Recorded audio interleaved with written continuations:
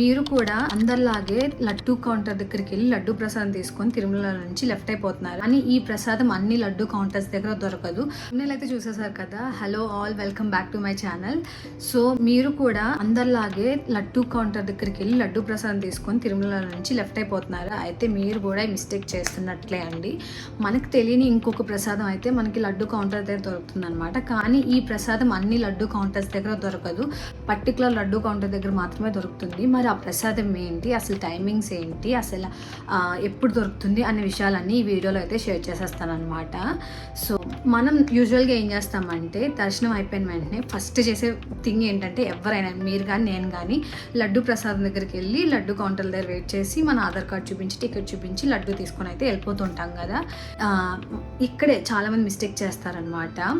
ఏంటంటే మనకి వేరే లడ్డు కాకుండా వేరే ప్రసాదాలు కూడా దొరుకుతుంటాయి అన్నమాట. సో అదేనండి, మీలో ఎంతమందికి తెలుసు మనకి తిరుమలలో దోశ కూడా దొరుకుతుందని చెప్పేసి. సో ఒకవేళ మీరు కొత్తగా తెలుసుకుంటున్నట్టయితే కింద కమెంట్ చేయండి. అండ్ ఒకవేళ మీరు అప్కమింగ్ డేస్లో కానీ లేకపోతే రీసెంట్గా కానీ తిరుమల వెళ్తున్నట్టయితే ఈ దోశ ప్రసాదాన్ని తీసుకోవడం మిస్ అవ్వద్దు అనమాట. మరి ఇది ఎక్కడ దొరుకుతుంది అంటే కౌంటర్ నెంబర్ దగ్గర 46 దగ్గర దొరుకుతుందండి. సో ఇది డే అంతలో మనకు దొరుకుతుందని ఏమి ఉండదండి. ఇది మధ్యాహ్నం 2 o'clockకి ఇవ్వడం స్టార్ట్ చేస్తారనమాట. అండ్ నైట్ 8 o'clock ఇవ్వడం స్టార్ట్ చేస్తారు.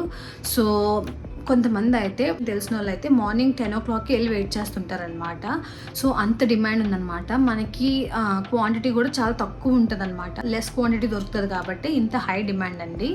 సో మీరు కనుక ఈసారి లడ్డు కౌంటర్స్ దగ్గరికి వెళ్ళి ఈ ప్రసాదాన్ని తీసుకోకపోతే తీసుకోండి. టేస్ట్ అయితే చాలా బాగుంటుంది అనమాట. అండ్ కాస్ట్ వచ్చేసరికి 10 rupees. సో అది మీకు కూడా ఈ విషయం నచ్చినట్టయితే లైక్ చేయండి, షేర్ చేయండి అండ్ సబ్స్క్రైబ్ చేయండి అండ్ హైప్ కూడా చేయండి. So that's for the video guys. Bye, see in the next video.